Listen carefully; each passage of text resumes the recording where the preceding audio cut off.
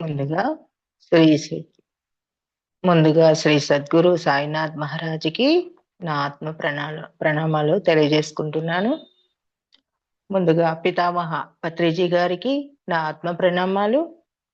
ఈ చక్కటి సాయి ఆత్మజ్ఞాన తత్వాన్ని మనందరికీ బుక్ ద్వారా, క్లాసుల ద్వారా అందించిన మన వంశీ గురువు గారికి నా ప్రత్యేకమైన ఆత్మ ప్రణామాలు తెలియజేసుకుంటున్నాను. కృతజ్ఞతలు. ఈ గ్రూపులోను ఉన్న సభ్యులందరికీ నా ఆత్మ ప్రణామాలు.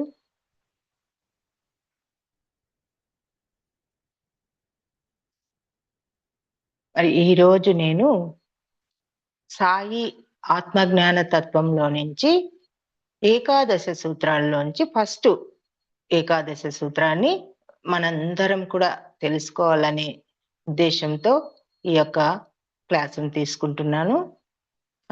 మరి అందరికీ తెలిసిన విషయమే. కాకపోతే ప్రతి క్షణము ప్రతిరోజు మనం మాయలో పడిపోతూ ఉంటాము.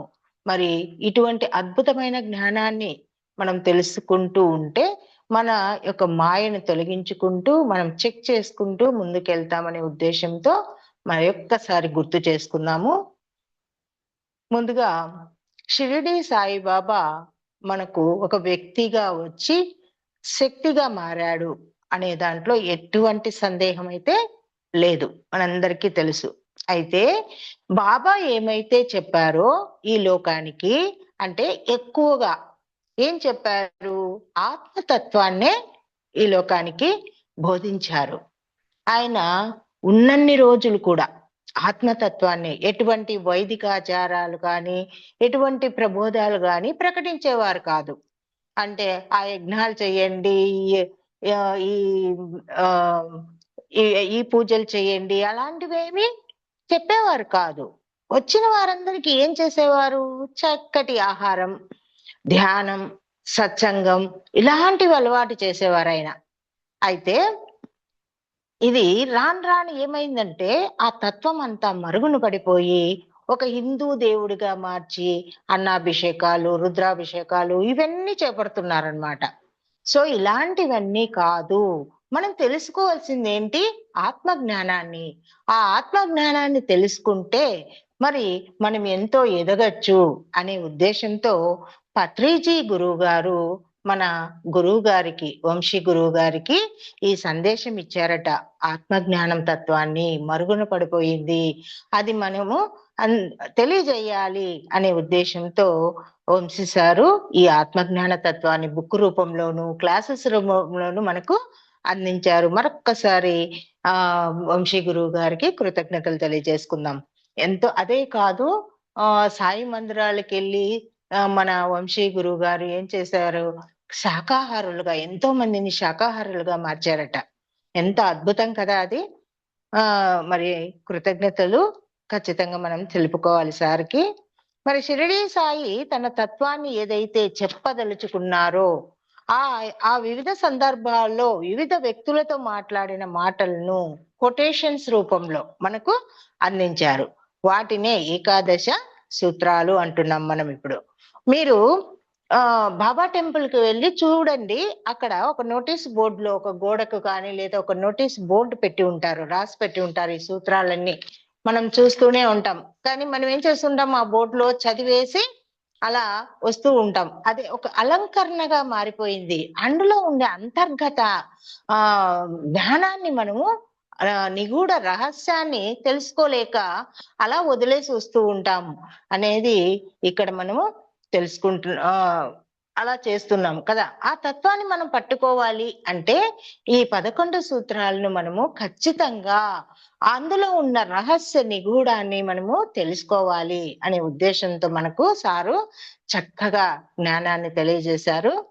మరి ఈరోజు మనము మొదటి సూత్రాన్ని తెలుసుకుందాం. మొదటి సూత్రం ఏంటి అంటే షిరిడి ప్రవేశమే సర్వ దుఃఖ పరిహారము. చూడండి, షిరిడి ప్రవేశమే సర్వ దుఃఖ పరిహారము. షిరిడి ప్రవేశమే సర్వ దుఃఖ పరిహారం అంటే ఇది చాలా చక్కటి జ్ఞానం అండి. ఇది అందరికి కూడా చాలా ఉపయోగపడుతుంది. అందరూ ఏమనుకుంటూ ఉంటాం? బాబా షిరిడీలో ఉన్నారు కాబట్టి షిరిడీ వెళ్ళి వస్తే చాలు అని ఇక మన దుఃఖాలన్నీ పోతాయి, బాధలన్నీ పోతాయి అనేసి ఈ తీర్థయాత్రలు చేస్తూ ఉంటారు. నిజంగా ఎంతో మంది షిరిడీకి వెళ్ళొచ్చాం కదా మనం అందరం కూడా. మరి మన దుఃఖాలు వెళ్ళాయా? మన బాధలు పోయాయా? లేదు. మళ్ళీ దుఃఖంలో పడిపోతున్నాం, పరుగులు తీస్తున్నాం అన్నమాట. మరి ఏంటి అసలు విషయం? షిరిడీ ప్రవేశిస్తే దుఃఖం పోతుంది అనే ఆ అజ్ఞానంలో ఉన్నాం మనము. అనేది కరెక్టా? అసలు కాదు. అయితే ఇంకోటి ఏదో ఉంది ఇక్కడ. బాబా చెప్పిన విషయంలో ఏదో నిగూఢమైన రహస్యం ఉంది.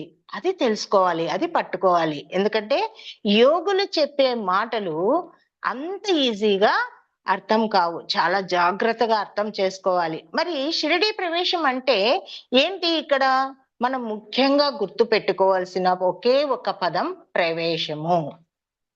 ప్రవేశం అనే మాట బాగా ఆలోచించవలసిన పదం. ప్రవేశం అంటే మరొక అర్థం కూడా ఉందండి. ఏంటి అంటే గృహప్రవేశం. మనం గృహప్రవేశం ఎప్పుడు చేస్తాం? ఏదైనా ఒక ఇల్లు, కొత్త ఇల్లు కట్టుకొని లేదా కొత్త ఇల్లు కొనుక్కొని అందులో ప్రవేశించేటప్పుడు అందరిని పిలుస్తాం. మా ఇంటికి రండి, ప్రవేశించండి, తాంబూలాలు తీసుకెళ్ళండి అంటే వెళ్ళండి అంటున్నాం. అక్కడికి వచ్చి ప్రవేశించండి అనట్లేదు కదా. సో కొత్త ఇల్లు కట్టుకున్నప్పుడు ఏం పేరు పెడతామండి? గృహ ప్రవేశం అని పెడతాం, అవునా? సో ఇక్కడ షిరిడీ ప్రవేశం అనే దానికి అర్థం వేరే వస్తుంది. అంటే గృహ ప్రవేశం అన్నప్పుడు వచ్చి వెళ్ళండి అని వస్తుంది. కానీ షిరిడీ ప్రవేశం ఎలా తీసుకోవాలి? లోపలికి ప్రవేశించాలి. అంటే నీ లోపలికి నీవు ప్రవేశించాలి అనేది అర్థం. ఇక్కడ మరలా బయటికి రావడం అనేది ఉండదు. సో అంకితం అవ్వడమే ఇక్కడ షిరిడీ ప్రవేశము అంటే అంకితం అవ్వడమే. ఇక్కడ షిరిడీ అంటే ఒక ఊరు కాదండి. షిరిడీ అంటే మనం ఒక ఊరు, అక్కడికి వెళ్ళి దర్శించుకొని మన కష్టాలు బాధలన్నీ పోగొట్టుకొని వస్తామని ఒక అజ్ఞానంతో ఇది వరకు వెళ్ళేవాళ్ళం. మరి ఇప్పుడు ఈ జ్ఞానం తెలిసిన తర్వాత మనం ఏం చేస్తున్నాం? ఆ జ్ఞానంతో ఉంటున్నాం. షిరిడి అంటే ఒక ఊరు కాదు, ఒక ఆధ్యాత్మికత. ఆధ్యాత్మికత అంటే మన ఆత్మ యొక్క జ్ఞానాన్ని పెంపొందించుకోవాలి, మనలోకి మనం ప్రవేశించాలి. సర్వదుఃఖం అదే కదా, తన లోపలికి తాను ప్రవేశిస్తాడు. ఎప్పుడైతే తన లోపలికి తాను ప్రవేశిస్తారో వారు సర్వ దుఃఖం నుంచి బయటపడతారు అనేదే దీని యొక్క అర్థము మరియు రహస్యం మాస్టర్స్. ఎవరైతే ఆత్మలోకి ప్రవేశించి జ్ఞానాన్ని పొందుతారో వారు అన్ని దుఃఖాల నుంచి బయటపడతారు. అవి ఏదైనా కావచ్చు, ఆర్థిక సమస్యలు కావచ్చు, మానసిక సమస్యలు కావచ్చు, రోగాల నుంచి ఏవైనా సరే ఆత్మ లోపలికి ఎప్పుడైతే మనం ప్రవేశిస్తామో వాటి నుంచి బయటకు పడతాము. అదే ఖచ్చితమైన పరిహారం అనేది జరుగుతుంది. సో సో ఇలా ప్రవేశిస్తేనే, వెళ్ళి వస్తే కాదండి, ప్రవేశిస్తేనే, లోపలికి ప్రవేశిస్తేనే మళ్ళా బయటికి రావడం అంటూ ఉండదు అనేది ఇక్కడ బాబా మనకు ఖచ్చితమైన జ్ఞానాన్ని మనకు అందిస్తున్నారు. మనందరం కూడా షిరిడి వెళ్ళి వచ్చాం కదా, వెళ్ళి వచ్చాం చూడండి, ప్రవేశించలేదు అంటే లోపలికి మనం ఇంకా వెళ్ళలేదు. అంటే ఒక్క మాటలో చెప్పాలంటే షిరిడి ఊరు కాదు, ఆధ్యాత్మికం. మనకి రెండు మార్గాలు ఉంటాయి చూడండి, మనకి రెండు మార్గాలు. ఇది వరకు ఏముండేది? ప్రాపంచిక మార్గం మాత్రమే ఉండేది. మరి ఈ మార్గంలో వచ్చిన తర్వాత ఆధ్యాత్మిక మార్గం కూడా ఉంది. ప్రాపంచిక మార్గం అంటే ప్రాపంచికం అంటే ఏంటి? ఇల్లు, పిల్లలు, సంపాదించడం, ఖర్చులు, బాధ్యతలు, ఈ మొదలైనటువన్నీ ప్రాపంచికంగా ఉంటాం. మరి ఆధ్యాత్మిక మార్గం అంటే సంసార నిర్వాణంలో ఉంటూ ఆధ్యాత్మిక మార్గంలో కూడా ఉంటున్నాం. చూడండి, మనం సంసార మార్గాన్ని నిర్వాణం వదిలేస్తున్నామా? లేదు. సంసార నిర్వాణంలో ఉంటూ కూడా ప్రాపంచిక మార్గంలో ఉంటూ మరియు సంసార నిర్వాణం అంటే దాంట్లో ఉంటూ కూడా ఆధ్యాత్మిక మార్గంలో ఉంటున్నాం మాస్టర్స్ కదా. సో ఆధ్యాత్మిక మార్గం అంటే మనల్ని మనము తెలుసుకోవటం. అంటే ఏంటి? నేను ఎవరు? నేను ఎక్కడి నుంచి వచ్చాను? చనిపోయాక ఎక్కడికి వెళ్తాను? ఇవన్నీ కూడా నా జీవిత గమ్యం ఏమిటి? చూడండి, అన్ని క్వెషన్ మార్క్స్ వేసుకోవాలి. నేను ఎక్కడి నుంచి వచ్చాను? నేను ఎవరు అసలు? నా గమ్యం ఏమిటి? నా జీవిత గమ్యం ఏమిటి? అని ఎప్పుడైతే క్వెషన్స్ వేసుకొని మనల్ని ఎతుక్కుంటూ పోతామో, అలా ఎతుక్కుంటూ వెళ్ళడమే ఆధ్యాత్మిక మార్గంలోకి వెళ్ళడము అని అర్థం. ఇదే షిరిడీ ప్రవేశం అన్నమాట. సో ఇది అర్థం కాక ఏం చేస్తున్నాం మనము? షిరిడీ యాత్రలు చేస్తున్నాం. చెయ్యాలి, తప్పకుండా చేయాలి, చూడాలి, దర్శించుకోవాలి. కాకపోతే అక్కడికి వెళ్ళేస్తే మన బాధలు, కష్టాలు, సమస్యలు అన్నీ పోతాయి అనుకోవడము మన అజ్ఞానము అంటున్నారు మన వంశీ గురువు గారు.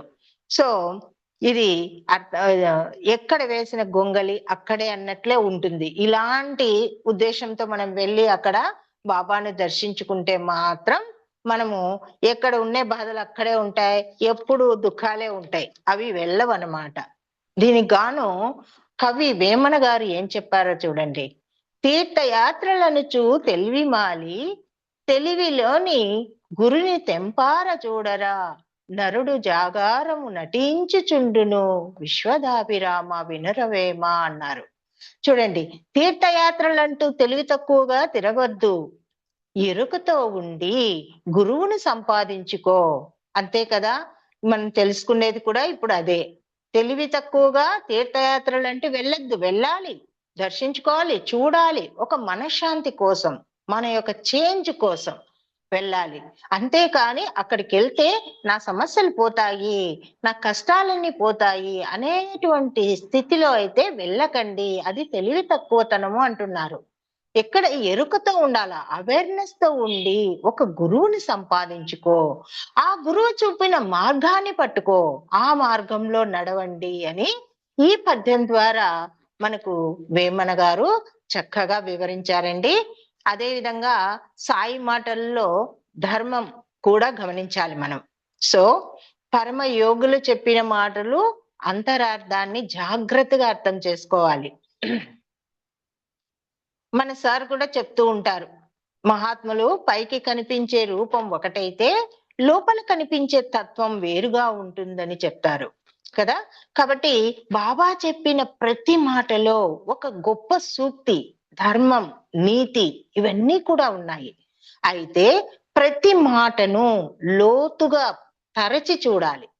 ఎప్పుడైతే లోతుగా తరచి చూస్తామో మన జ్ఞాన నిధులు వికసిస్తాయన్నమాట. ఆ జ్ఞానమే కదా మనకు కావాల్సింది. ఆ జ్ఞాన నిధులు కనిపిస్తాయి, అందిస్తాయి అన్నమాట. సో కనుక షిరిడీ ప్రవేశం అంటే ఆధ్యాత్మిక మార్గం. ఇది మనం నోట్ చేసుకోవాల్సిన పాయింట్ ఫ్రెండ్స్. మరి ఇక్కడ ఒక సంఘటన చెప్పుకుందాం, ఒక అనుభవం. సాటే మనందరికీ తెలుసు, సాటే గారు. ఆయన గురించి చెప్పుకుందాం. ఆయన చాలా మంచి ధనవంతుడంట, ఇక డబ్బుకు కొదవే లేదు, అంత రిచ్ పర్సన్. ఒకసారి ఏమైందంటే ఆయన పరిస్థితి తలకిందులైపోయింది. మాస్టర్స్ కెమెరాస్ ఆన్ చేసుకోండి ప్లీజ్. ఆయన పరిస్థితి తలకిందులైపోయిందంట. అంటే ఇక శూన్యమైపోయింది. ఇక నేను సూసైడ్ చేసుకోవాలా అనేంత పరిస్థితికి వచ్చేసారు ఆయన. అయితే ఎవరో ఉండి ఆయనకు ఒక మాట చెప్పారంట, నువ్వు షిరిడి వెళ్ళు, అక్కడ బాబా గారు ఉన్నారు, అక్కడికి వెళ్ళు అని చెప్పారు. అంతేగాని అక్కడ బాబా ఉన్నారు, నీకు మాయమంత్రాలు చేస్తారు, లేకపోతే ఆశీర్వదిస్తారు, అలా చెయ్యంటనే నీ కష్టాలన్నీ పోతాయి, మళ్ళా నీ డబ్బు నీకు వెనక్కి తిరిగి వస్తుంది అనే మాట చెప్పలేదు.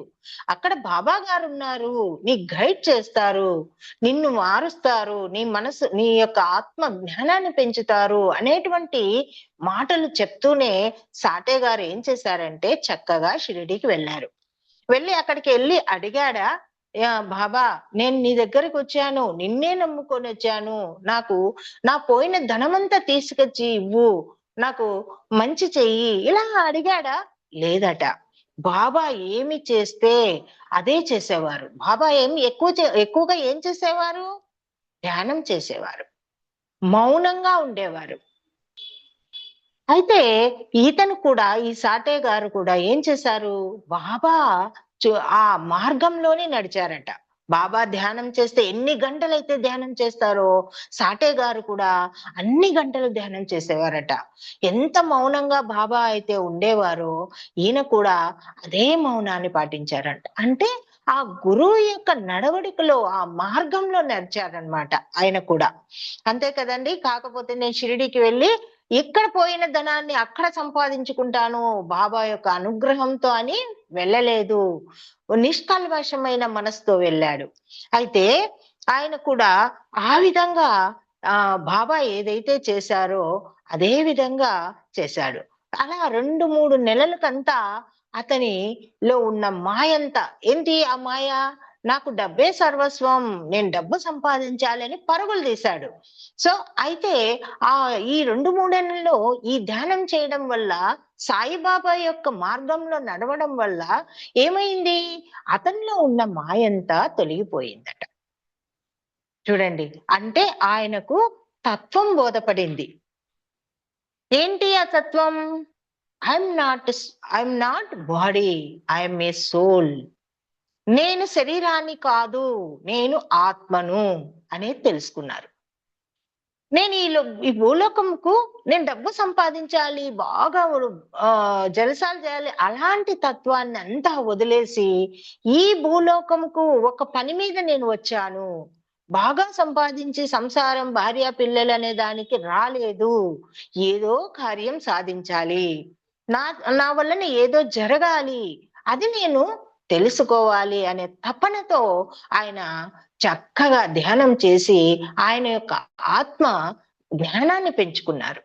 కాబట్టి ఆహ్, ఆ తత్వాన్ని ఎప్పుడైతే ఎక్కించుకున్నారో అతనిలో ఉండే మాయ అలా తొలగిపోయింది. ఇదండి మనం పట్టుకోవాల్సింది. ప్రవేశించడం అంటే మనల్ని మనం మార్చుకోవడం. మన యొక్క తత్వాన్ని మార్చుకోవడం. ఆ మాయను తొలగించుకుంటూ ముందుకెళ్ళడము అనేది ఇక్కడ సాటే గారి చూసి మనము తెలుసుకోవచ్చు. ఎప్పుడైతే అతను ఆత్మను అని తెలుసుకున్నాడో, మరి బాబా యొక్క చైతన్యంతో అనుసంధానం అయ్యాడో మొత్తం అంతా ఆయన మాయ తొలగిపోయింది మాస్టర్స్. ఎందుకంటే మనం ఎన్నో కష్టాల్లో ఉన్నా, ఎన్ని బాధల్లో ఉన్నా ఒక సద్గురువు దగ్గరికి వెళ్ళి అంటే అనుసంధానం అయితాము అంటే ఆ లోపలికి ప్రవేశించాలి. ఊరికే వెళ్ళి గురువు దగ్గర కూర్చొని అమ్మ కూర్చున్నామంటే కూర్చున్నాం, విన్నామంటే విన్నాం, అలా ఉండకూడదు. వాళ్ళ లోపలికి ప్రవేశించాలి. ఆ తత్వాన్ని మనము తీసుకోవాలి. తీసుకొని మనల్ని మార్చుకోవాలి. ఎప్పుడైతే మనల్ని మనం మార్చుకుంటామో అప్పుడు మన యొక్క మాయ అలా తొలగిపోతుంది. ఇప్పుడు ఏదైనా సరే మనం కూడా నా ఎగ్జాంపులే తీసుకుంటా. నాకు ఈ బుక్కు మాకు భారతి మేడము నాకు ఈ బుక్ అందించారు. ఈ ఈ బుక్కు నువ్వు తీసుకొని చెప్పురా అని చెప్పారు. అయితే నాకప్పుడు చాలా తీవ్రమైన కష్టం ఉండేది. ఏంటి 2 కష్టాలు నాకు ఒకేసారి అటాక్ అయ్యాయి. ఒకటి అనారోగ్య సమస్య చాలా తీవ్రంగా ఉండింది. ఆర్థిక సమస్య. ఈ 2 కూడా నాకు ఎలా అంటే ఇప్పుడు సాటే గారి పరిస్థితి ఎలా అయింది? మొత్తం టోటల్ శూన్యమైంది కదా! అలాంటి పరిస్థితి, అలాంటి స్టేజ్‌కి నేను వెళ్ళాను. సో నాకు వద్దు ఈ లైఫ్ అనే వైరాగ్య స్థితిలోకొచ్చాను. అప్పుడు నాకు భారతి మేడం ఈ బుక్ ఇచ్చారు. ఏకాదశి సూత్రాలు చెప్పాలి. ఎందుకు నాకు ఈ బుక్ ఇచ్చారో అని ఆలోచించాను.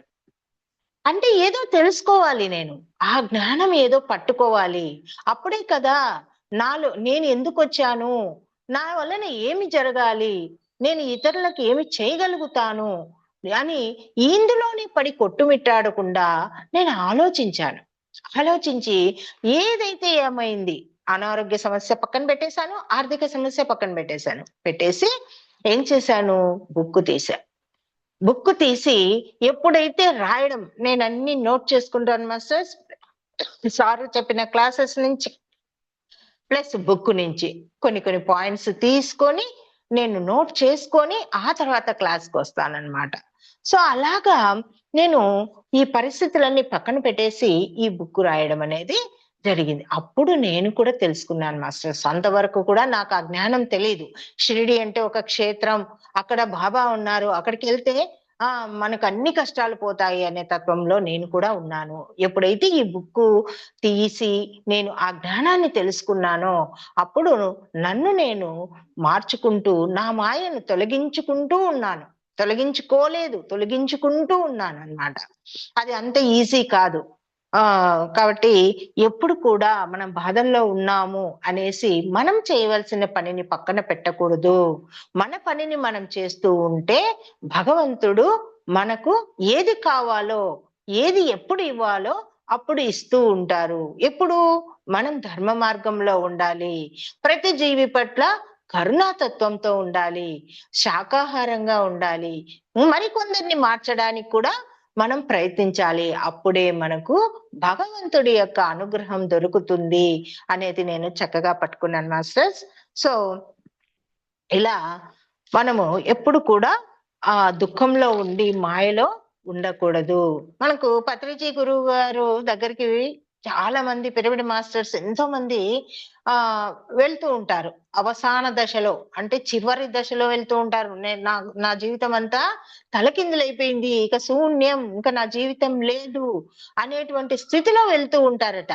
ఆ వెళ్ళిన వారందరూ కూడా ఆ స్థితి నుంచి బయటకు వచ్చి హాయిగా జీవనం సాగిస్తున్నారని మన మాస్టర్ గారు చెప్పారు. ఎందుకు అంటే పత్రిజీ గారు చెప్పిన మార్గాన్ని అనుసరించి ఆచరణలో పెట్టారు కాబట్టి అందులో నుంచి బయటికి రాగలిగారు. ఎప్పుడు కూడా మనం విని ఆ జ్ఞానాన్ని విని వదిలేస్తామో దానివల్ల ఎటువంటి ఫలితం ఉండదు మాస్టర్స్. ఎప్పుడు ఏది గురువు గారు చెప్పిన మాటను ఆచరణలో పెట్టినప్పుడే మనలో మార్పు అనేది స్టార్ట్ అవుతుంది. సో ఆ మార్గాన్ని అనుసరించాలి. వీళ్ళందరూ కూడా పత్రిజీ గురువు గారి మాటను ఆచరణలో పెట్టి ఆ మార్గాన్ని అనుసరించారు కాబట్టి వాళ్ళు అందులో నుంచి బయటకు రాగలిగారు. జీవితాన్ని అద్భుతంగా అనుభవిస్తున్నారట. మరి ఎన్ని బాధలు ఉన్నా, ఎన్ని కష్టాలు ఉన్నా ఇక జీవితం అయిపోయింది అనే సమయంలో కూడా నాకు కూడా బాబా నుంచి ఒక ఇన్నర్ వాయిస్ వినపడింది. నాకు నేను ఒక విషయం చెప్పుకోవాలి మాస్టర్. అది గ్రేట్ కాదో నాకు తెలీదు. నాకు ఖచ్చితంగా నేను బాధలో ఉన్నప్పుడు, నేను ఏదైనా సమస్యలో ఉన్నప్పుడు చక్కగా నాకు బాబా గారు డ్రీమ్ లో కనిపిస్తారు. కనిపించి ఏదైనా సందేశం ఇస్తారనమాట. మరి నాకు ఆ ఇన్నర్ వాయిస్ ఒక రోజు ధ్యానంలో కూర్చొని ఉండగా ఇన్నర్ వాయిస్ వినపడింది. ఏంటి అంటే, నీకు స్వర్గ నరకాలు ఎక్కడో లేవు, నీలోనే ఉన్నాయి అనేది వినపడింది. అంటే నువ్వు ఎప్పుడైతే బాధలు తీసుకుంటావో, లోపలికి ఎప్పుడు బాధలను తీసుకుంటావో, ఎప్పుడైతే దుఃఖంతో ఉంటావో అదే నీకు నరకం. నువ్వు ఏదీ తీసుకోవద్దు, అంతా భగవంతుడి మీద వదిలే. నువ్వు చేసే పని నువ్వు చేయాలి. అలాగని కూర్చొని భగవంతుడా నువ్వే ఉన్నావు అని కూర్చొని ఉండకూడదు. నీ ప్రయత్నం నువ్వు చేయాలి, మిగతాది భగవంతుడికి వదిలేయాలి. అప్పుడే మనకు ఆ స్వర్గం అనేది కూడా చూపిస్తారు. కాబట్టి నీలోనే ఉన్నాయి, నీ చేతిలోనే ఉంది స్వర్గ నరకాలు అనేవి. నిన్ను నువ్వు మార్చుకోవాలి, మాయలో నుంచి బయటికి రావాలి. అప్పుడే నీకు ఆ యొక్క ఫలితం అనేది ఉంటుంది అని బాబా గారు చెప్పింది నాకు బాగా అర్థమైంది. కాబట్టి గురువు గారి మార్గాన్ని ఆచరిస్తూ వెళ్ళాలి అనేది మనందరం తెలుసుకోవాలి మాస్టర్స్. కాబట్టి అలా ఆచరిస్తూ పోతేనే మనలో ఉండే మాయ అలా తొలగిపోతుంది. అందుకే షిరిడీ ప్రవేశమే సర్వ దుఃఖ పరిహారము. బాబా ఏం చెప్తున్నా అంటే, ప్రవేశం అనే మాటను గట్టిగా పట్టుకోమంటున్నారు. అంటే లోపలికి ప్రవేశిస్తే ఇక బయటికి రాకూడదు. ఆ మాయను తొలగించుకున్నామంటే మళ్ళీ మాయలో పడకూడదు. అలా మాయను తొలగించుకుంటూ పోవాల తప్ప మళ్ళీ మళ్ళీ వెనక్కి తిరిగి రావడం అనేది జరగకూడదు అనే మాటకే ప్రవేశం అనే అర్థం ఇక్కడ. కాబట్టి వివిధ సందర్భాల్లో నుంచి బాబా నోట్లో నుంచి వచ్చిన మాటలే ఇవి, ఎవరో రాసినవి కాదు. బాబా దగ్గరికి వచ్చి ఒక అతను అంటాడట, బాబా దగ్గరికి వచ్చి, బాబా అసలు మీరు లేకుండా నేను ఉండలేను, మిమ్మల్ని చూడకుండా అస్సలు ఉండలేను అనేసి చెప్పేవాడంట. అయితే బాబా అప్పుడు అన్నారంట, ఇంకొకటి చూడండి, బాబా నోటి ద్వారా వచ్చే ప్రతి సూత్రము అంత రహస్యము, అంత జ్ఞానంతో సంబంధించిందనమాట. ఇంకొక సూత్రం ఏం వదిలారంటే అక్కడ ఒక కొటేషను, నేను సమాధి నుండే సమాధానం చెప్తాను అనేది వచ్చింది. సో ఇలా వివిధ సందర్భాల నుంచి వచ్చినవి ఈ సూత్రాలన్నీ కూడా రికార్డ్ అయినాయని మన గురువు గారు మనకు అందించారు. ఇంత మంచి జ్ఞానాన్ని మనకు వంశీ సార్ ద్వారా అందించినందుకు నేను చాలా చాలా కృతజ్ఞతలు చెప్పుకుంటున్నాను మరొకసారి.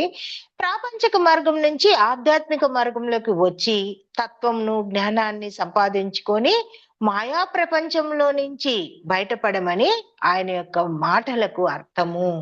సో ఎవరైతే గురువును ఆశ్రయించి తత్వాన్ని పట్టుకుంటారో వారు మాయల్లో నుంచి బయటపడతారు. అంటే నేను శరీరం కాదు, ఆత్మని అని తెలుసుకోవాలి ఫస్ట్. మరి ఆత్మను కదా, ఈ ఒక ఆవిడ వచ్చి అడిగిందంట మన వంశీ సార్ను, అది చెప్పుకుందాము. ఆవిడ వచ్చి అడిగిందంట, మరి ఈ బంధాలు, నేను ఆత్మను కదా, ఈ బంధాలు, ఈ ఆస్తులేంటి, ఇవన్నీ ఏంటి సార్ అసలు? నాకు చాలా బాధాకరంగా ఉంది, నా భర్త నా అత్తగారితో నాకు చాలా బాధగా ఉంది, నేను కష్టాలు పడిపోతున్నాను, ఎలా దీంట్లో నుంచి నేను బయటికి రావాలి అని ఆమె అడిగిందంట. మరి సార్ చెప్పారంట, చూడండి, సారు చక్కగా చెప్తారు కదా, ఈ భూమి మీదకు మనం ఎందుకు వచ్చాము? ఏదో తెలుసుకోవడానికి వచ్చాము, ఏదో సాధించడానికి వచ్చాము, అంతేకాని దానికోసం మనం ఏం చేస్తాం, మనము కొన్ని బంధాలను తెచ్చుకుంటాం. నా అత్తగారు, నా భర్త, నా భార్య, నా పిల్లలు అని. నువ్వు అత్తగా రావాలి, నువ్వు భర్తగా రావాలి, మీరు పిల్లలుగా రావాలి, ఇలా సెలెక్ట్ చేసుకొని వస్తారమ్మా. అంతేకాని నువ్వు ఆత్మగా ఉన్నావు, ఆత్మలోకంలోనే ఉన్నాం కదా సార్, నేను ఆత్మని అన్నాను కదా, ఆత్మలోకంలో ఉండాలి కదా, మరి నేను ఎందుకు ఈ భూమి మీదకి వచ్చాను అని క్వశ్చన్ కూడా వేసింది ఆమె.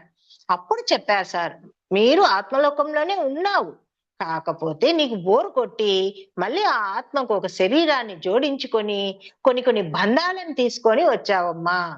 నాకు ఈయన భర్తగా రావాలి, ఈమె అత్తగా రావాలి, వీళ్ళు పిల్లలుగా రావాలి అనేటువంటి బంధాలను నువ్వు తీసుకొని వచ్చావు, కాబట్టి నువ్వు ఈ బాధలను అనుభవిస్తున్నావు. ఇప్పుడు అత్తా కోడళ్ళకి స్క్రిప్ట్ అంటే ఏంటి? అది రియల్ స్క్రిప్ట్, మనం అనుభవించేది రియల్ స్క్రిప్ట్. మనం సీరియల్స్ లో కూడా చూస్తుంటాం రియల్ స్క్రిప్ట్, రియల్. సో అయితే రియల్ స్క్రిప్ట్ లో ఏంటంటే అత్తా కోడలు కాన్సెప్ట్ ఏంటి? అత్త ఎస్ అంటే కోడలు నో అనాలి, ఇది వీళ్ళ కాన్సెప్ట్. అలా తెచ్చుకునింది డిజైన్. సో అలా తెచ్చుకున్నప్పుడు మరి బాధను అనుభవించాల్సిందే కదా. అలాగా నువ్వు తెచ్చుకున్నావు కాబట్టి ఇది నువ్వు అనుభవిస్తున్నావు, కానీ ఇదంతా ఒక నాటకం అనేది నువ్వు తెలుసుకోవాలి. సో ఈ మాయా నాటకంలో నువ్వు ఉన్నావు, మరి హ్యాపీగా ఎలా ఉంటావు? ఉండలేవు కదా. ఎందుకు ఉండలేము అంటే నువ్వు ఇలా రాసుకొని వచ్చావు, ఇలా డిజైన్ చేసుకొని వచ్చావు కనుక మన జీవితంలో ఎవరైతే ఎంపిక చేసుకుంటామో వాళ్ళ స్క్రిప్ట్ ను బట్టే నటిస్తారు. ఇదంతా నిజం అనుకుంటాము, ఇదంతా నిజము కాదు, నాటకము అనేది తెలుసుకోవడమే షిరిడీ ప్రవేశము అని మనకు సార్ చక్కగా వివరించారు. ఈ తిట్టుకోవటం, ఈ పొగడ్తలు అన్ని కూడా నాటకమే, ఇది తెలుసుకోవడమే ఆత్మయోగం. ప్రవేశం, ప్రవేశిస్తేనే తెలుస్తుంది, లేకపోతే తెలియదు అంటున్నారు సారు. ఇక ఈవిడకు ఏం చేసింది, ఇంకా వంశీ సార్ చెప్పిన మాటలన్నీ లోపలికి వెళ్ళిపోయినాయి ఈమెకి. వెళ్ళిపోయి ఇంక ఇంటికి వెళ్ళింది, అలా చెప్పుకుంటూ సార్ చెప్పిన మాటలన్నీ ఆలోచించుకుంటూ ఇంటికి వెళ్ళింది. మరి తన భర్త రోజు తిట్టేవాడు, అత్తతో బాగా ఇబ్బంది పడేది, అయినా సరే వెళ్ళింది. ఇంటికి వెళ్ళి మరుసటి రోజు ఏం చేసింది, అతనికి టీ కాచుకొని వచ్చి ఇచ్చింది. ఆయన ఏం చేశాడు, ఏదో ఫ్రస్ట్రేషన్ లో ఉండి తిట్టడం స్టార్ట్ చేశాడు. ఎప్పుడైతే ఈయన తిట్టడం స్టార్ట్ చేస్తాడు, ఇదివరకు ఏం చేసేది? ఆయన తిట్టేటప్పుడు ఈమె బాధపడేది, ఏడ్చుకుండేదన్నమాట. మరి ఇప్పుడు వంశీ సార్ చెప్పిన మాటలు ఆమెకు బాగా బుర్రకెక్కాయన్నమాట. ఏది కూడా నువ్వు తెచ్చుకున్న డిజైన్ ప్రకారం నువ్వు అనుభవిస్తున్నావు, అవి లోపలికి తీసుకోవద్దు, తీసుకోకపోతే నీకు ఇంకా దుఃఖం ఎక్కడుంది అని చెప్పారు కదా. మరి అది ఆమెకు బాగా గుర్తు పెట్టుకొని ఆ టీ ఇవ్వడం జరిగింది. టీ ఇస్తానే ఆయన బాగా తిట్టాడు. తిడుతుంటే ఈమె ఏం చేస్తుంది? ఏడుస్తుందా? లేదు, నవ్వుతూ ఉంది. నవ్వడం అంటే ఆయన్ను మరీ ఎక్కిరించినట్టుగా నవ్వడం కాదు, అలా నిశ్చలంగా ఉంటే అతనికి ఇంకా కోపం వస్తుందంట. ఏంటి, నీకేమైనా పిచ్చి పట్టిందా? నేను తిడుతూ ఉంటే నువ్వు నవ్వుతున్నావు అని అంటే, ఆమె అంటుందంట, నాకు తెలుసు, వంశీ సార్ చెప్పారు, ఇదంతా నాటకం అంట. నువ్వు ఒక భర్త అనే పాత్రధారిలో ఉన్నావు, నేను భార్య అనే పాత్రధారిలో ఉన్నాను. కాబట్టి నువ్వు చెప్పేది నువ్వు అనాలా, నేను పడాలా, ఇది ఒక స్క్రిప్ట్ అంతే అంటుందంట. ఇక ఆయన వదిలేశాడంట. అదే, దీనికి ఏమైనా పిచ్చి పట్టింది అని వదిలేసి ఆమెను వెళ్ళిపోయాడు. అంటే ఇక్కడ చూడండి, మనం ఏదైతే లోపలికి తీసుకుంటామో ప్రతి మాటను కూడా మనం లోపలికి తీసుకొని బాధపడకూడదు. ఏది ఎక్కడ తీసుకోవాలి, ఎంతవరకు తీసుకోవాలి, అంతవరకే తీసుకోవాలి. తీసుకొని దాన్ని అక్కడికక్కడికే వదిలేయాలి. దాన్ని పట్టుకొని సాగదీసుకున్నాం అనుకోండి, ఇక మనకు దుఃఖమే కదా. మరి ఇక్కడ మనకు సార్ చెప్పిన జ్ఞానాన్ని ఏం తీసుకుంటున్నాం? ఆమె ఏం తీసుకునింది? ఎక్కడ మనం ఏది ఎలా తీసుకోవాలో అలా తీసుకోవాలి, మన డిజైన్ ఎలా ఉంటే అలాగే మన ప్రారంధం ఉంటుంది అనేది ఆమె గ్రహించింది. కాబట్టి అక్కడ ఆమెకు దుఃఖం లేదు. ఇంకెక్కడుందండి దుఃఖం? ఆమెకంతా సంతోషమే ఇక. సో అలాగా ఆమె యొక్క తత్వాన్ని మార్చుకొని సంతోషంగా జీవించడం స్టార్ట్ చేసిందంట. ఇలా మనం నేర్చుకోవాల్సిందేంటి? షిరిడీ ప్రవేశమే సర్వ దుఃఖ పరిహారం. ప్రతి వ్యక్తికి కూడా బాబా చెప్పేది ఏంటంటే, ఆధ్యాత్మిక మార్గం కోసం ప్రపంచాన్ని వదలవలసిన పని లేదు. సంసార నిర్వాణంలోనే ఉంటూ రోజులో కొంత సమయాన్ని ఆధ్యాత్మిక మార్గం వైపు కేటాయించు అని చెప్పేవారట. మనకు 2 మార్గాలు ఉన్నాయి చూడండి, ఒకటి ప్రాపంచికం, 2 ఆధ్యాత్మికం. మరి మనం చెప్పుకుంటూ ఉంటాము, దేవుళ్ళకు ఇద్దరిద్దరు భార్యలు, చాలా మంది దేవుళ్ళకు ఇద్దరిద్దరు భార్యలు అని చెప్పుకుంటూ ఉంటాం కదా. మరి అది ఏంటి? ఇద్దరు భార్యలంటే 2 భాగాలు అని అర్థం ఇక్కడ. సో శివుడికి 2 భాగాలు, పార్వతి, గంగ. పార్వతి ప్రాపంచికమైతే గంగ ఆధ్యాత్మికం అని ఇక్కడ మనకు వంశీ గురు గారు చెప్పారు, వివరించారనమాట. వెంకటేశ్వర స్వామికి 2 భాగాలు, శ్రీదేవి, భూదేవి. శ్రీదేవి భూదేవి వచ్చేసి శ్రీదేవి ఆధ్యాత్మికం, భూదేవి ప్రాపంచికం. మరి విఘ్నేశ్వరుడికి 2 భాగాలు, సిద్ధి, బుద్ధి. సిద్ధి అంటే ప్రాపంచికం, బుద్ధి అంటే ఆధ్యాత్మికం. కనుక మన జీవితం కూడా 2 భాగాలను కలిగి ఉన్నాము. అది ఒకటి ప్రాపంచిక భాగం, రెండవది ఆధ్యాత్మిక మార్గం. మరి ప్రాపంచిక మార్గం అంటే ఏమేమి? ఇల్లు, పిల్లలు, సంపాదన, బాధ్యతలు అని చెప్పుకున్నాం కదా. ఆధ్యాత్మిక మార్గం అంటే ధ్యాన సాధన, సజ్జన సాంగత్యం, స్వాధ్యాయం, ప్రబోధం. అయితే 2 భాగాలు మనలో ఉండాలి. 2 మనకు అవసరమే. అలా సంసారాన్ని వదిలేయకూడదు, ఇలా ఆధ్యాత్మిక మార్గాన్ని వదిలేయకూడదు. రెండిట్లోనూ ఉండాలి అనేది ఇక్కడ మనము గట్టిగా పట్టుకోవాలి మాస్టర్స్. సో ఎప్పుడైతే మనం ప్రాపంచికపు జీవితాన్ని కొంచెం పక్కన పెట్టి ఆధ్యాత్మిక రంగంలోకి అడుగు పెడతామో, అంటే షిరిడీ చేరుకుంటామో, షిరిడీ చేరుకోవడం అంటే జ్ఞానంతో ఉంటామో, అప్పుడు మనలో దుఃఖం మాయమవుతుంది. ఇది మనం తెలుసుకోవాల్సింది. సో మరి కొన్ని అనుభవాలు కూడా తెలుసుకుందాం. పరీక్షిత్ మహారాజు ఉంటారు. పరీక్షిత్ మహారాజు అనే అతనికి ఇక మరణం సంభవించే సమయం వచ్చింది. ఇంకా ఆయన చనిపోతాడు. అది ఆయనకి ఎంతో దుఃఖం కలిగించింది. ఇది వరకు మనకు కూడా ఈ మార్గంలో రాక మునుపు మరణం అంటే చాలా భయం ఉండేది కదా అందరికీ కూడా. ఎవరైనా మరణిస్తే ఇంకా అదే తలుచుకుంటూ, అయ్యో వాళ్ళ ఇంట్లో వాళ్ళు ఎలా బతుకుతారు, వాళ్ళకి ఎలా ఇక ఆయన ఎక్కడికి వెళ్ళాడో తీసుకుపోయి అక్కడ సమాధిలో వేసేశారు, అక్కడ వేశారు, ఆయనకు భయం పుడుతూ ఉంటుంది. ఇలాంటి ఆలోచనలు చేస్తుంటాం. మనలో భయం అనేది స్టార్ట్ అవుతూ ఉంటుంది. మరణం అంటే ఒక భయం. ఎక్కడికి వెళ్తామో, ఎక్కడ వేస్తారో, ఇలాంటివన్నీ ఆలోచిస్తూ ఉంటాం కదా. అలాగా ఈయన కూడా ఏం చేశాడు, ఈయనకు ఎప్పుడైతే మరణం సంభవించిందో అప్పుడు ఆయనకు భయం ఏర్పడింది.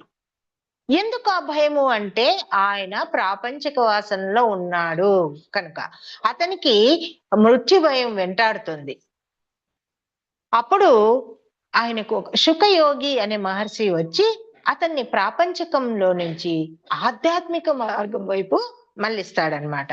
అంటే ఆయనలో అష్టాదశ పురాణాలు వీటన్నిటి గురించి, అందులో ఉండే జ్ఞానం గురించి ఆయనకు బాగా విశదీకరించి తెలియజేశారనమాట. అప్పుడు పరీక్షిత్ మహారాజు ఆ జ్ఞానామృతాన్ని తీసుకొని దుఃఖాన్ని పోగొట్టుకున్నాడు. ఇప్పుడు మనం చేసేది కూడా అదే కదా. మనం ఈ సత్సంగాల్లో వింటూ ప్రతి ఒక్కరి అనుభవాన్ని తీసుకుంటూ ప్రతి ఒక్క గురువుల యొక్క తత్వాన్ని బోధించుకుంటూ లోపలికి తీసుకుంటూ ఉన్నాం కాబట్టి మనకు మరణం అంటే ఇప్పుడు భయం లేదు. నాకైతే లేదు మాస్టర్స్. ఐఎమ్ రెడీ, ఇప్పుడు కూడా రెడీ అన్నమాట. అలా ఉండాలి. సో అలా ఉన్నప్పుడు మనలోని భయం అనేది ఈజీగా అలా వెళ్ళిపోతుంది. అంటే ఆ మాయలో నుంచి బయటకు వస్తాం. శాశ్వతమా? ఈ శరీరం శాశ్వతమా? కాదు. నేను ఆత్మని అని ఎప్పుడైతే గట్టిగా పట్టుకుంటావో అప్పుడు నీలో ఎటువంటి భయాలు ఉండవు. అలా ఈజీగా వెళ్ళిపోతాయి. ఆ జ్ఞానంతో ఉండాలి అంటున్నారు. సో అప్పుడు ఆయనకు ఆ జ్ఞానం లేదు కాబట్టే ఆ మరణం అంటే భయం వేసింది ఆయనకి. ఇప్పుడు ఆ జ్ఞానం వచ్చిందిగా, అప్పుడు ఆయనకు మరణం అంటే ఎటువంటి భయం అనేది లేకుండా పోయింది. కాబట్టి మనం ఏం చేయాలి? జ్ఞాన సంపదను సంపాదించుకోవాలి. సంపద అంటే ఎన్నో రకాలు ఉన్నాయి. డబ్బు కాదు, ఆరోగ్య సంపద, జ్ఞాన సంపద, వీటిని మనం ఎప్పుడైతే సంపాదించుకుంటామో ఆటోమేటిక్ గా మన కష్టాల్లో నుంచి, మన బాధల్లో నుంచి, మన దుఃఖాల్లో నుంచి, మన సమస్యల్లో నుంచి బయటపడతాము. ఇదంతా ఎవరి చేతిలో ఉంది? మన చేతుల్లోనే ఉంది. ఇది తెలుసుకోవాలి మాస్టర్స్. సో ఈ రెండింటిని తీసివేస్తే ఇంకెక్కడుంది దుఃఖం చెప్పండి? మరి జీవహింస చేస్తూ మరొక అనుభవం చెప్పుకుందాం. జీవహింస చేస్తూ బందిపోటు జీవితాన్ని గడుపుతూ ఉంటాడు ఒక అతను. అంతే జీవహింస అంటే, జీవహింస అంటే ఏంటి? చూసిన వాళ్ళని చూసినట్లు చంపడం, వాళ్ళ దగ్గర ఉన్న వస్తువులను తీసుకుంటూ ఎంతో సుఖదుఖాలతో జీవితాన్ని గడుపుతూ ఉంటాడు. ఎందుకంటే అజ్ఞానంతో, అవివేకంతో ఉన్నాడు అతను. మరి అలాంటి వ్యక్తిని నారద మహర్షి అతన్ని ఆధ్యాత్మిక మార్గంలోకి మళ్లించి ఆ కిరాతకుణ్ణి వాల్మీకిగా మార్చాడు. ఆ వాల్మీకి మహర్షి రాసిన రామాయణమే మనం ఇప్పుడు చెప్పుకుంటున్నాం. చూడండి, అంత కిరాతకుణ్ణి కూడా ఏది మార్చింది ఇక్కడ? ఆధ్యాత్మిక మార్గం మార్చింది. కాబట్టి ఆయన అంత మహర్షి అయిపోయాడు. మనకు రామాయణం కూడా ఆయన చక్కగా రాసి పెట్టాడు. అదే మనం ఇప్పుడు చెప్పుకుంటున్నాం. చూడండి, ఆధ్యాత్మిక మార్గం అనేది అంత చక్కటి మార్గము అనేది మనం తెలుసుకోవాలా. ఒక మహర్షిగా తీర్చిదిద్దింది చూడండి ఆయన.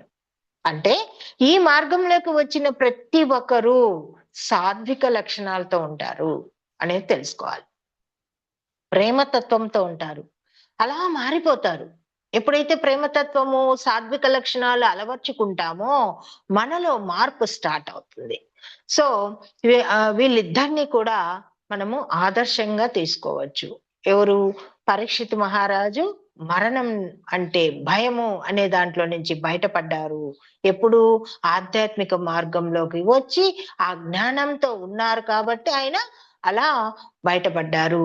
ఈయన ఇంత కిరాతకుడు అయినా సరే మరి మహర్షిగా మార్పు దిద్దుకున్నారు. వీళ్ళిద్దరినీ కూడా మనం ఇన్స్పిరేషన్ గా, ఆదర్శంగా తీసుకోవాలి. మరొక అనుభవం కూడా చెప్పుకుందాం మాస్టర్. మనం మేఘశ్యాముడు తెలుసు మీకు అందరికీ. మేఘశ్యాముడు అనే ఒక అతను ఉండేవాడు. అయితే అతని యజమాని షిరిడి వెళ్ళి బాబాను కలవమని చెప్తాడు. అతను ఒకరి దగ్గర పని చేస్తూ ఉంటారు. ఆయన యజమాని అవుతారు కదా! ఆయన ఏం చేశారంటే, షిరిడి వెళ్ళు, అక్కడ బాబా ఉన్నారు, ఆ బాబాను కలిసేసి వచ్చేయి అని చెప్తాడు. మరి యజమాని చెప్పిన మాట వినాలి కదా!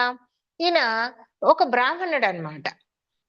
సరే అనేసి ఇష్టం లేకున్నా సరే వెళ్ళాడు. అరే ఏంటి, నేను ఒక బ్రాహ్మణుని కదా, ఆ యొక్క ముస్లింను, బాబా ముస్లిం కదా, నేను ఆయన్ని పోయి ఆయన్ని దర్శించడం ఏంటి, ఆయన కాళ్ళు పట్టుకోవడం ఏంటి అని మనసులో అనుకున్నాడు. అంటే ఈయనకు మత చాదస్తం ఉంది ఇక్కడ. సో ఇలా అనుకుంటాడు మనసులో, నేనేంటి ఈ బ్రాహ్మణుని కదా, ఆయన పోయి నేను నమస్కరించుకోవడం ఏంటి, నేను వెళ్ళను అని చెప్పేసి అక్కడికక్కడికి ఆపేసుకోవాలని చూస్తాడు. కానీ యజమాని చెప్పాడు కాబట్టి ఖచ్చితంగా వెళ్ళాల్సి వచ్చింది. వెళ్ళాడు. అక్కడికి వెళ్ళాడు కానీ లోపలికి వెళ్ళలేక అలా బయట కూర్చొని తొంగి తొంగి చూస్తున్నాడు. మరి చూడాలి మనసు అదే ఏంటి అంటే, గురువుల దగ్గరికి వెళ్ళినప్పుడు అదేంటో చూడండి, ఎంత వద్దని అనుకున్నా మనసు అనేది లాగేస్తూ ఉంటుంది కదా. గురువుల యొక్క చైతన్యం అలాంటిదన్నమాట. ఒక అయస్కాంతం లాగా లాగేస్తూ ఉంటుంది మనసు. సో అతనికి తెలియకుండానే ఏం చేస్తూ ఉన్నాడు, బయట కూర్చొని తొంగి తొంగి చూస్తున్నాడు. తొంగి చూడడం మొదలు పెట్టగానే బాబా ఏమంటారంటే, బాబా సర్వజ్ఞుడు, ఆయనకు తెలీదా ఎవరి మనసులో ఏముండేది, ప్రతి ఒక్క చోట బాబా ఉంటారు, షిరిడీలోనే ఉంటారని అనుకోవడం మన అవివేకం, మన అజ్ఞానం. బాబా ప్రతి ఒక్క చోట ఉంటారు అనేది మనము జ్ఞానంతో ఉండాలి. సో బాబా ఏం చేశారు, ఇలా చూస్తూ ఉన్నాడు కదా, ఆయనకు తెలిసిపోయింది. ఏమంటారు వెంటనే, ఈ వెధవను తరిమేయండి అని ఒక గర్జన, ఆ అంత కోపంతో అంటాడంట. ఈ నీవు గొప్ప జాతి బ్రాహ్మణుడువు, నేను తక్కువ జాతి మహమ్మదీయుడిని, నువ్వు ఇక్కడికి ఎందుకు వచ్చావు, నువ్వు వస్తే మైలపడిపోతావు, వెళ్ళండి వీడిని తరిమేయండిరా అని అరుస్తాడట. చూడండి, ఆ మాటలు వినగానే ఈయనకి, మేఘశ్యాముడికి మైండ్ అంతా బ్లాంక్ అయిపోయింది. సో అలా భయం వేసిపోయిందంట. ఏంటిది, నా మనసులో అనుకున్నది బాబాకి ఎలా తెలిసింది అనుకున్నాక అప్పుడు అతనికి బాబా మీద నమ్మకం కలిగిందంట. చూడండి, అతను మనసులో అనుకున్నాడు, ఎవరితో కూడా అనలేదు. మరి బాబాకి ఎలా తెలిసింది అంటే, అప్పుడు ఆయన యొక్క దైవత్వం ఈయన గుర్తించి ఈయనలో పరివర్తన, ప్రాయచిత్తం, పశ్చాత్తాపం ఈ 3 కలిగాయట. సో బాబా సర్వాంతర్యామి, ఆయన ప్రతి చోట ఉంటారు కదా. ఆయన అంతెందుకండి, బాబా ఏం చెప్పారు, మలంలో ఉన్న పురుగులో కూడా నేనే ఉంటాను అంటే అర్థం చేసుకోండి. ఇక మన జ్ఞాన వీచికలు తెచ్చుకోవాలి ఇప్పుడన్నా. ఆ యొక్క పురుగులో కూడా నేనే ఉంటాను అనేది అక్కడ మనము చక్కగా ఆ జ్ఞానాన్ని లోపలికి తీసుకోవాలి. ఇక ఆ తర్వాత మేఘశ్యాముడు ఏం చేశాడు, రియలైజ్ అయిపోయి బాబా కాళ్ళ మీద పడిపోయాడు, పశ్చాత్తాపపడాడు. బాబా నన్ను క్షమించండి, నాకు మతమోఢ్యం ఉంది, మత పిచ్చి ఉంది, నన్ను క్షమించండి, నేను సమానత్వంలో లేను, నేను మూర్ఖుణ్ణి అని చెప్పేసి తన తప్పు తను తెలుసుకొని బాబా కాళ్ళ మీద పడి భిక్ష కోరుకున్నాడు. అప్పుడు బాబా క్షమించి వెంటనే బాబా ఇలా అంటారట మేఘశ్యాముడితో, నీవు నాసిక్ జిల్లాలో త్రయంబకం వెళ్ళి 18 నెలలు ధ్యానం చెయ్యి, నీలో ఉన్న మతమధ్యము, అహంకారము, ఛాందస్ ఛాంద స్వభావం అన్ని కూడా శుద్ధి చేసుకొనిరా అనేసి ఆదేశిస్తారట. అతని చేత ఏ క్రతువులు చేయించలేదు, ఏ పూజలు, ఏ హోమాలు, ఏ యజ్ఞాలు ఏమి చేయించలేదు. నీలో ఇది ఉంది, ఇది తీసేయాలి, ఈ యజ్ఞం చెయ్యి, ఇలా చెయ్యి, ఈ పూజలు చెయ్యి అని చేయించలేదు. ఏం చేయించారు బాబా, ధ్యానం చేయించారు. అంటే ఆధ్యాత్మిక మార్గంలోకి పంపించారు. అప్పుడు సో ఇది సచ్చరిత్రలో కూడా ఉంది మాస్టర్స్, చూడండి చక్కగా ఉంది. 18 నెలలు ఆయన ధ్యానం అయిపోయాక మేఘశ్యాముడు అద్భుతమైన వ్యక్తిగా మారిపోయి వచ్చారు. మరి తిరిగి మరలా బాబా దగ్గరికి వస్తాడు. అలా మేఘశ్యాముడు మారి వచ్చాక ఎంతలా గౌరవించారంటే బాబా గారు, ఆయన ఈ మేఘశ్యాముడు 1912లో మరణిస్తాడట.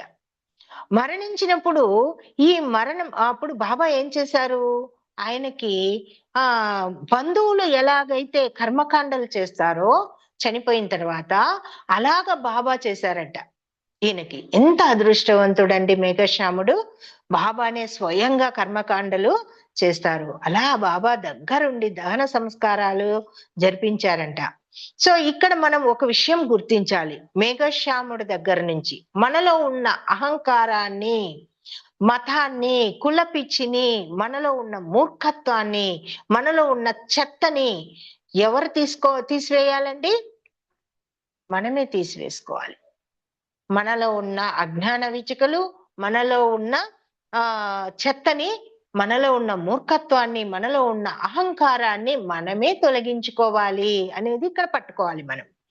సో మా గురువు మార్గం చూపిస్తారు అంతే. ఆ మార్గాన్ని మనం పట్టుకొని ఆచరణలో పెట్టాలి. బాబా ఆయనకు 18 నెలలు ధ్యానం చేయించారు. అప్పుడే ఆయనలో మార్పు అనేది వచ్చింది. అంత ఈజీనా? 18 నెలలు ధ్యానం అంటే ఎంత ఏకాగ్రత పెట్టాలి. బాబా కూడా 50 సంవత్సరాలు ధ్యానం చేశారట. 50 సంవత్సరాలు ధ్యానం చేసింది ఎవరికీ తెలియదు. 10 సంవత్సరాల తర్వాత, అంటే 40 సంవత్సరాలు చేసిన తర్వాత 10 సంవత్సరాలు వెలుగులోకి వచ్చారు ఆయన. అంటే ఆ షిరిడి క్షేత్రం అప్పుడు మనకు తెలిసిందనమాట. అంత కాన్సన్ట్రేషన్ తో, అంత ధ్యాస పెట్టి చేయాలి ధ్యానము. సో మనం ఏం చేస్తున్నాం, 1 గంట ధ్యానం చేస్తే అబ్బా ఎంతో చేస్తున్నాం, ఎంతో జ్ఞానాన్ని, ఎంతో అద్భుతాన్ని పొందుతున్నాం అనే ఒక మాయలో ఉన్నాం తప్ప మనము ప్రవేశించడం లేదు జ్ఞానంలోకి, షిరిడీలోకి ప్రవేశించడం లేదనేది మనం కొద్దిగా తెలుసుకోవాలి మాస్టర్స్. మరి మనం కొన్ని రోజులు ధ్యానం చేసి ఇంకా ఫలితం రాలేదే అనుకుంటూ ఉంటాం. అంత ఈజీనా? 50 సంవత్సరాలు ధ్యానం చేస్తేనే బాబా మనకు అంత అద్భుతమైన జ్ఞానాన్ని అందించగలిగారు. మరి ఈయన 18 నెలలు ధ్యానం చేశాడు. మరి వీళ్ళందరినీ మనం ఇన్స్పిరేషన్ గా తీసుకుంటే మనం చేసే ధ్యానం స్వల్పం.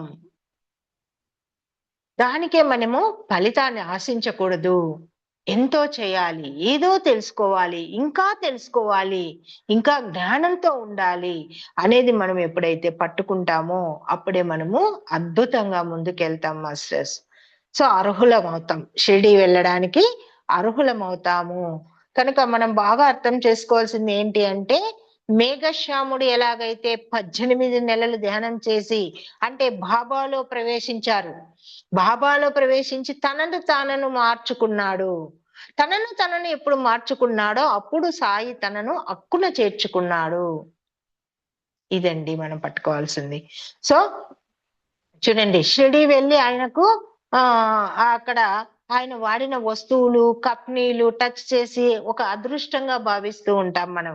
మరి మేఘశ్యాముడు ఇంకెంత అదృష్టవంతుడు, స్వయంగా బాబానే ఆయనను సాగనంపారు కదా. సో ఇలా మనము బాబాకు స్వయాన బాబా ఈ విధంగా దహన క్రియలు జరిపించాడు ఆయనకి. కాబట్టి మనం కూడా మేఘశ్యామ అంత గొప్ప వాళ్ళుగా మారాలి అంటే ధ్యాన సాధన చేస్తూ, సజ్జన సాంగత్యంలో ఉంటూ, స్వాధ్యాయాలు చేస్తూ మనల్ని మనం మార్చుకున్నప్పుడే గొప్ప వ్యక్తులం అవుతాము. ఇదేనండి సర్వ దుఃఖ పరిహారము అంటే. ఈ ధ్యానం, సజ్జన సాంగత్యం రెగ్యులర్ గా ఉండాలి అని చెప్తున్నారు మన మాస్టర్ కానీ మహాత్ములు ఎవరైనా సరే. సో మనకు ఏదో టైం కుదిరినప్పుడు, లేకపోతే టైం పాస్ కానప్పుడు ఇలా చేయకూడదు. ప్రతిరోజు రెగ్యులర్ గా మనం చేయాలి. చేస్తే ఒక మనశ్శాంతి, ఒక మాయ అనేది మనకు మనశ్శాంతి వస్తుంది. ఈ మాయలో నుంచి బయటకు కూడా పడతాము. ఆ జ్ఞాన వీచికలు అనేది మనకు వస్తూ ఉంటాయి. సో ఏ పనులు లేనప్పుడు అలా చేయకండి. ఖచ్చితంగా మనం రెగ్యులర్ గా చేస్తే ఈ మార్పులు అనేవి జరుగుతాయి అనేది మనం తెలుసుకోవాలి masters. So thank you very much for giving this opportunity. ఇంతటి చక్కటి అవకాశాన్ని నాకు మణిమాల మేడం ద్వారా అందించారు. సో నాకు మణిమాల మేడం కు, భారతి మేడం కు నా వేల వేల కృతజ్ఞతలు తెలుపుకుంటున్నాను masters. Thank you so much. మీ అందరికీ కూడా ఇంత చక్కగా ఇంతసేపు విన్నందుకు మీ అందరికీ నా కృతజ్ఞతలు. Thank you masters.